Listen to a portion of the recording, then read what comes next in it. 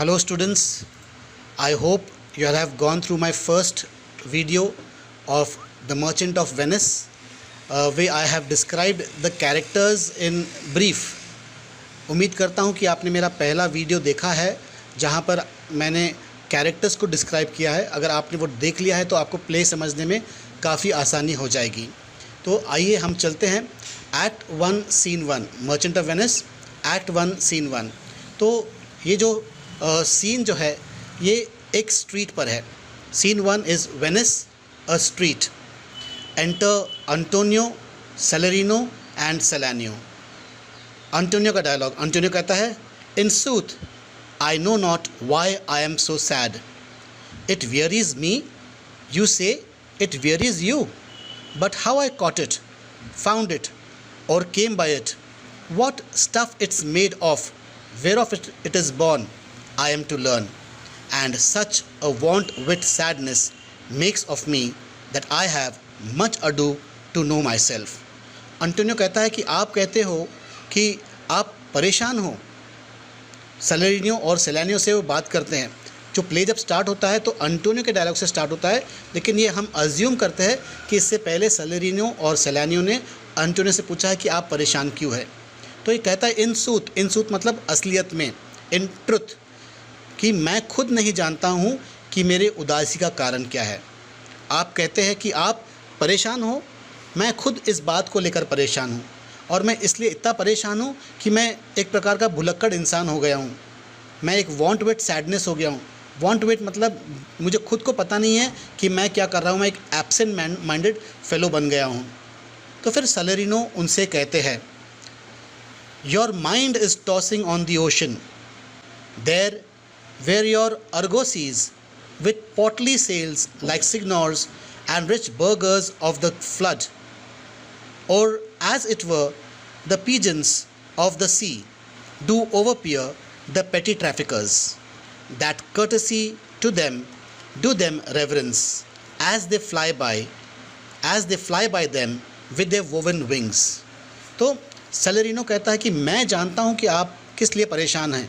आप परेशान इसलिए है क्योंकि आपके जो जहाज़ है वो ओशंस पे, समुंदर पे गोते खा रहे हैं। जिस प्रकार से समुंदर की लहरें गोते खाती है, उसी प्रकार से आपके जो जहाज़ है वो गोते खा रहे हैं। और आपके जहाज़ कोई छोटे मोटे जहाज़ तो है नहीं, वो बहुत बड़े हैं।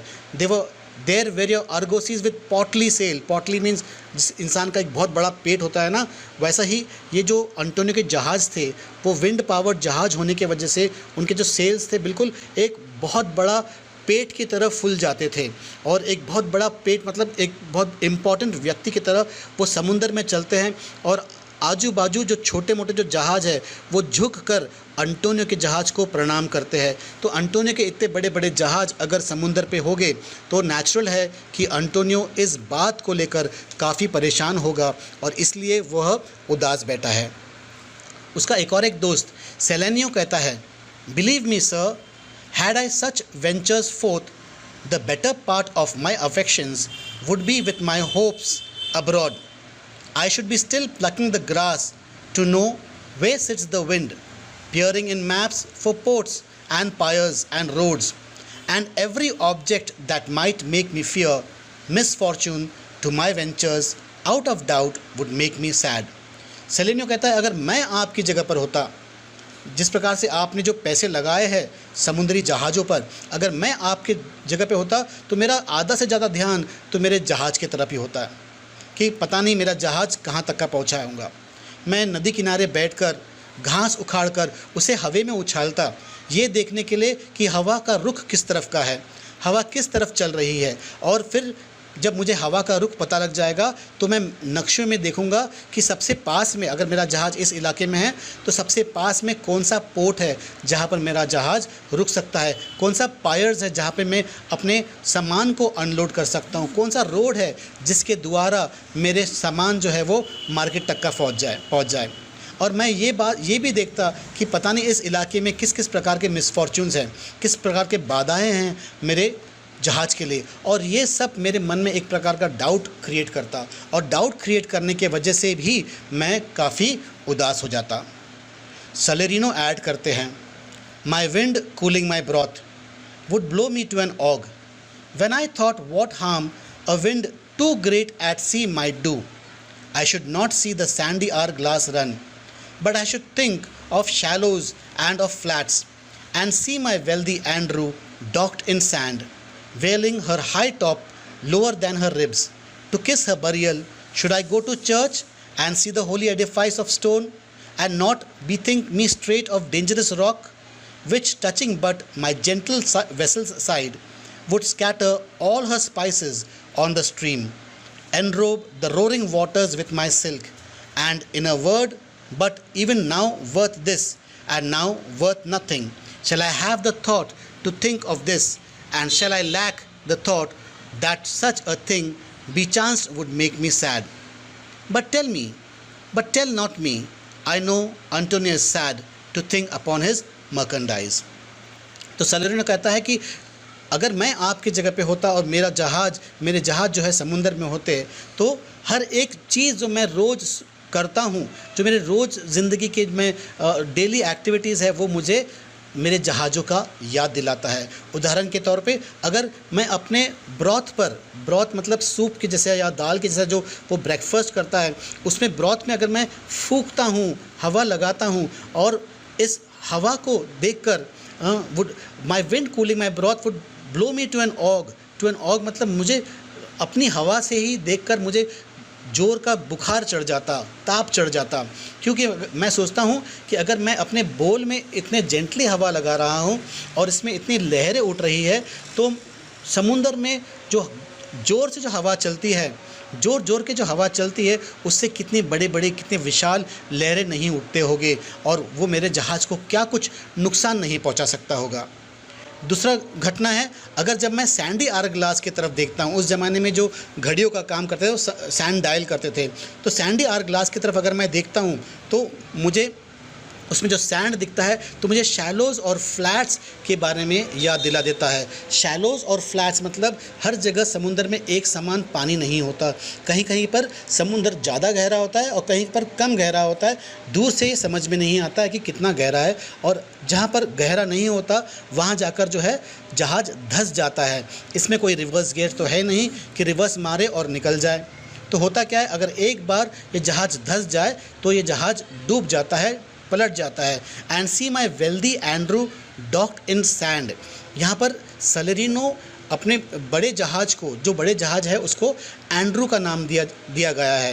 एंड्रू का नाम इसलिए दिया गया है कि ये common name for big ships, बड़े जो जहाज़ है उसको एंड्रू का नाम दिया है। ये एक्चुअली ये एक स्पेनिश वेसल एंड्रिया से आया हुआ है, जो कि एक ज़माने में ये बहुत बड़ा जहाज़ था। जब स्पेन और इंग्लैंड के बीच में युद्ध चल रहा था तो इंग्लैंड ने ये जहाज़ को कैप्चर किया ज़रूर, लेकिन बीच रास्ते में ही ये जहाज़ जो है, सोने से लदा जहाज़ जो है, डूब जाता है। तो तब से हर एक बड़े जहाज़ को जिसमें बहुत सारा सामग्री है उसे एंड्रू कहा जाता है। And see my Andrew docked in sand vailing her high top lower than her ribs, मतलब उसे मजबूरन क्या होगा, उसके सेल्स को लोअर करने पड़ेंगे। To kiss her burial, should I go to church and see the holy edifice of stone, वो कहता है मैं अगर चर्च भी जाता हूँ तो वहाँ पर भी मुझे जो स्टैचूज़ है, जो बड़े स्टैचूज़ है, चर्च की जो बिल्डिंग्स है, वो मुझे समुंदर में बड़े चट्टानों की याद दिलाता है। और इस चट्टानों से अगर मेरा वेसल जो है, जेंटल तो है वेसल मेरा, अगर वो जाकर टकरा गया तो मेरे जो स्पाइसेस है और मेरे जो सिल्क और स्पाइसेस है वो समुंदर में बिखर जाएंगे। ये सिल्क और स्पाइसेस जो मैं इंडिया से लेकर आ रहा हूँ वो इतना कीमती है कि एक बार अगर ये पानी में मिल जाए, खारा पानी में मिल जाए, तो ये इसकी कोई कीमत नहीं होगी, कोई इसका ख़रीदार नहीं होगा। तो ये कहता है कि मुझे पता है कि शायद अंटोनियो इसी वजह से उदास है। फिर अंटोनियो कहता है, believe me, no, I thank my fortune for it, my ventures are not in one bottom trusted, nor to one place, nor in my whole estate upon the fortune of this present year. Therefore, my merchandise make me not sad. Antonio कहता है मेरी बात मानिए, मैं अपने किस्मत का बहुत शुक्रगुजार हूँ। I am thankful for my Fortune, कि देखो कि मैंने एक ही जहाज़ पर मैंने अपना पूरा पैसा नहीं लगाया, मेरे अलग अलग जहाज़ है, कई जहाज़ है मेरे, और अलग अलग दिशा में, अलग अलग डायरेक्शन में मेरे जहाज़ चल रहे हैं। और इनकेस अगर मेरे जहाज़ डूब भी जाते हैं, अगर मेरे 4 जहाज़ है, 4 जहाज़ में से अगर एक जहाज़ भी मुझे वापस मिल जाता है तो मैं काफ़ी मुनाफा कमा लूँगा। इसलिए मुझे अपने जहाज़ को लेकर, अपने मर्केंडाइज़ को लेकर मैं परेशान नहीं हूँ, और ये मेरी उदास होने का वजह नहीं है। फिर सेलेरिनो कहते हैं, why then you are in love. फिर इसका मतलब है, अगर आप अपने बिज़नेस को लेकर उदास नहीं हो, इसका ये मतलब है कि आप जो है प्यार के चक्कर में पड़ गए। तो प्यार जो होता है ये आपको परेशान कर देता है। हर वक्त आप अपने माशूक का दिल जीतने के चक्कर में लगे रहते हैं, किस प्रकार से उनको लुभाए, उस फिराक में रहते हैं, और उसलिए आप परेशान होते हैं। तो इसलिए सेलेरिनो कहता है, why then you are in love. तो अंटोनियो कहता है, फाई मतलब छी छी, शेम। तो देखो कि अंटोनियो का प्रायोरिटीज़ क्या है। अंटोनियो का प्रायोरिटीज़ है कि वो एक बहुत बड़ा व्यापारी बन जाए। इसके ज़िंदगी में प्यार व्यार का कोई चक्कर नहीं है, वो प्यार में नहीं पड़ना चाहता। इसलिए वो कहता है फाई मतलब शेम, पूरा nonsense. Salarino, not in love neither, then let us say you are sad because you are not merry, and it were as easy for you to laugh and leap and say you are merry because you are not sad. तो Salarino कहता है not in love neither. देखो, 2 negative use किया है, not भी use किया है, neither भी यूज़ किया है। ये नॉट और नीदर इसलिए यूज़ किया है कि इस सेंटेंस पे वो जोर डाले, नॉट इन लव नीदर। तो क्या एक्चुअल सेंटेंस कैसा रहना चाहिए, either you are not in love either की जगह उसने नीदर इसलिए यूज़ किया है कि ताकि इस सेंटेंस पे वो जोर डाले। Not in love neither, then let us say you are sad because you are not merry, and it were as easy for you to laugh and leap and say you are merry because you are not sad. Now, by two-headed Janus, nature has framed strange fellows in her time.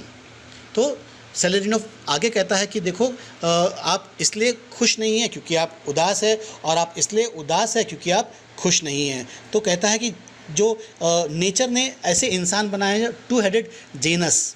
Genus कौन है? Janus is a Roman God. अगर आपको पता होगा, जनवरी का जो महीना है वो रोमन गॉड जेनस के ऊपर डिपेंडेंट है। ऐसा माना जाता है कि जेनस जो है, रोमन गॉड जेनस जो है, वो अतीत और भविष्य दोनों को देख सकता है, पास्ट और प्रेजेंट दोनों को देख सकता है। इसलिए जनवरी एक ऐसे महीने पर स्थित है जो पिछला साल भी देखता है, जैसे 2020 भी देखेगा और 2021 भी देखेगा। तो वैसा जो रोमन गॉड जेनस जो है, ये रोम के जो लोग थे वो अपने प्रमुख जो शहर का जो मेन द्वार होता था वहाँ पर इसे लगाते थे। और जेनस के 2 चेहरे, एक मुस्कुराता चेहरा है, एक हर वक्त मुस्कुराता चेहरा है, और एक हर वक्त फ्राउनिंग चेहरा है, एक हर वक्त उदास चेहरा है। तो जेनस का जो उदास चेहरा है वो शहर से बाहर दिखता है, और जेनस का जो खुशनुमा चेहरा है वो शहर के अंदर दिखता है। मतलब ये कि खुशियाँ हमारे शहर में आए और उदासी शहर से बाहर जाए। तो उसी प्रकार से कहता है, now by two headed Janus nature had framed strange fellows in her time, some that will empower ever more peep through their eyes and laugh like parrots at a bagpipe. तो नेचर में 2 किस्म के लोग होते हैं। कुछ लोग ऐसे होते हैं जो मिट्ठू की तरह बेवजह ट्रैं करके हंसते हैं, बिल्कुल बैक पाइपर। अगर एक बैक पाइपर, जो साधारण सा जो म्यूजिशियन है, बैक पाइपर है, उसका कॉस्ट्यूम को देखकर, उसके हाव भाव को देखकर, उसके इंस्ट्रूमेंट को देखकर ये बेवजह हंसना चालू करते हैं। And others of such vinegar aspect that they will not show their teeth in way of smile. कुछ ऐसे भी लोग हैं जो बिल्कुल ही मुस्कुराते नहीं हैं। Though Nestor swear that the jest be laughable. तो अगर नेस्टर भी कह दे कि ये जो जोक जो था वो हंसने लायक है, तो भी ये जो इंसान है, उदास वाले जो इंसान है, वो मुस्कुराते नहीं हैं। अब ये नेस्टर कौन है? इस बीच में क्या हो रहा है, प्ले के बीच में शेक्सपियर जो है वो हिस्टोरिकल फिगर्स ऐड करते जा रहा है।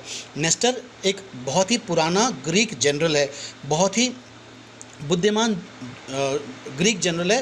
वो ट्रोजन वॉर के बारे में आपने शायद सुना होगा, जहाँ पर उसने प्रिंसेस हेलेन को कैप्चर करने के लिए किस प्रकार से उसने ट्रोजन सिटी के ऊपर हमला किया था, और किस प्रकार से उसने एक नकली बड़ा सा घोड़ा बनाकर हॉर्स बनाकर, जिसमें अंदर कैविटी था, जिसमें उसने अपने सोल्जर्स को रखे थे, वो गिफ्ट किया था और ट्रोजन को इस सोल्जर्स ने जीतने में मदद की थी। तो नेस्टर इतना बुद्धिमान व्यक्ति है, अगर नेस्टर भी कह दे कि ये जोक जो था लाफेबल था, फिर भी कुछ लोग ऐसे होते हैं वो दांत दिखाकर मुस्कुराते नहीं हैं। फिर सेलेनियो कहता है, here comes Bassanio your most noble kinsman, Gratiano and Lorenzo, fare ye well, we leave you now with better company. Solanio कहता है, ये आपका सबसे जिगरी दोस्त, सबसे करीबी दोस्त आ गया है। नोबल किन्समैन, किन्समैन एक्चुअली रिश्तेदार को कहते हैं, लेकिन यहाँ पर बेसानियो को वो अपने सबसे क्लोजेस्ट फ्रेंड के रूप में बताता है कि देखो आपका सबसे करीबी दोस्त बेसानियो आ गया है और उसके साथ में ग्रेशियानो और लोरेंजो भी आ गया है। क्योंकि ये लोग आ गए इसलिए हमें अलविदा कहने का मौका मिल गया, हम आपसे अलविदा चाहते हैं। We leave you now with better company, आपके पास में हमसे बेहतरीन दोस्त जो आ चुके हैं। सेलेरिनो कहता है, I would have stayed till I had made you merry if worthier friends had not prevented me. अगर मेरा बस चलता तो मैं रुकता और आपको हंसा कर जरूर जाता, लेकिन देखो मुझसे बेहतरीन दोस्त यहाँ पर आ चुके हैं। एंटोनियो कहता है, your worth is much dear in my regard, I take it your own business calls on you and you embrace the occasion to depart. तो यहाँ पर एंटोनियो कहता है कि मुझे पता है कि आप जानबूझकर ये मौका ढूंढ कर यहाँ से जाना चाहते हैं, क्योंकि हो सकता है कि आपके पास में कुछ इम्पोर्टेंट काम हो और आपको ये मौका मिल गया कि बेसानियो आ गया है, ग्रेशियानो आ गया है, लोरेंजो आ गया है, इसलिए आप जा रहे हैं। इतने में बेसानियो, लोरेंजो और ग्रेशियानो की एंट्री होती है। तो हम यहाँ पर एक पॉज लेते हैं, आगे वाला क्लिप हम इसके आगे वाला जो सीन है हम अगले क्लिप में कंटिन्यू करेंगे। उम्मीद करता हूँ कि आपको अभी तक का जो मैंने समझाया है वो आपके समझ में आ गया है।